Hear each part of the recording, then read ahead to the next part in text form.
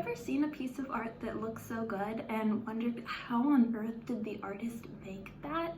Like a beautiful landscape that looks like you could almost walk right into it, or a portrait that looks like a photograph of an actual person? Well, today we are going to be learning some of the science behind what makes good art and how our brain perceives what we see. Even though science and art are often thought of as two very different things, they actually have a lot in common, and understanding both can be really useful for making good art and good science.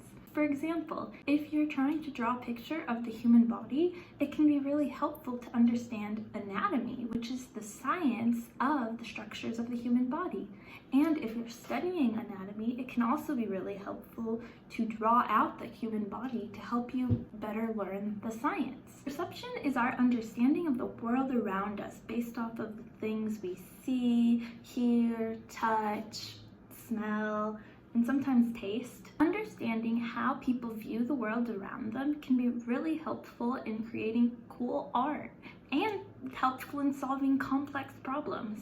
Even art that is abstract, meaning it doesn't look realistic, can use science, the science of perception, to make people see things differently. One master of the science of perception in art is Bridgette Riley. She was a painter who made op art. Op art is the science of optical illusions. Optical illusions use the science of perception to trick our brains into seeing things in ways that aren't how they actually are in real life. Bridgette Riley's art is painted in black and white, and the contrast of these colors make people's eyes go funny, tricking their brains into seeing the art moving, even though it's just flat on the surface and not moving. Today we are going to experiment with optical illusions and our senses of perception to make our own art. To do this, grab a piece of paper and a pencil and let's go. First, lightly trace your hand with a pencil. Next, we're going to add lots of lines, evenly spaced across the paper. Make sure the background lines are straight.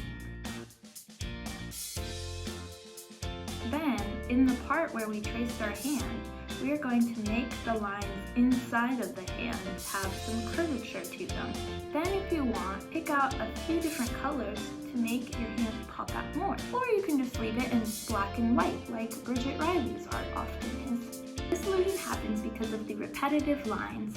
In the background, the lines are straight, and in the trace of our hand, the lines are curved. This difference tricks our mind into seeing our hand pop out of the paper. Additionally, using contrasting or opposite colors like black and white really help make our hand pop out more. You can even use the drawing technique that we just learned to draw anything 3D. You could try making a dolphin or a heart or some shapes, whatever you want. Experiment with it now and see what you can make pop out of the paper. Because our understanding of everything can be affected by our sense of perception, I wanted to talk to my friend Katie about how perception affects us and what we can do about it. Hi everyone! Similar to the art created by Bridgette Riley or the 3D hand you drew, our perception of the world around us can be tricked. This means our perception of the world might be different from reality. A good visual of this is the common saying of rose-colored glasses. When you are happy,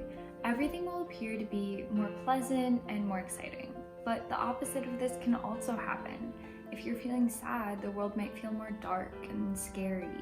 One way that we can change how we see the world is by first making sure we are perceiving it accurately. Sometimes it can help to write down what happened so that your brain isn't trying to add on other scenarios or fill in the gaps. Instead, just write down the events that occurred. Then take a minute to reflect and think about if those moments are actually stressful or worth worrying about. Would this matter 5 or 10 years from now? If not, then try to reframe that thought. Check out our video on climate change and reframing negativity for that activity after this. But for now, just try and be aware that the way you are perceiving the world is influenced by so many different things. But remember that you have the power to step back and take things into perspective in order to hopefully see the truth of the situation within the bigger picture. Our perception of the world can be tinted and tricked, just like artists do with op art. Art is often an expression or product of scientific knowledge, and scientific discoveries require lots of creativity. Together, art and science help us interpret our perceptions of the world around us. Thanks for watching, and if you enjoyed this video, give it a like and make sure to subscribe for new videos every week. Bye everyone!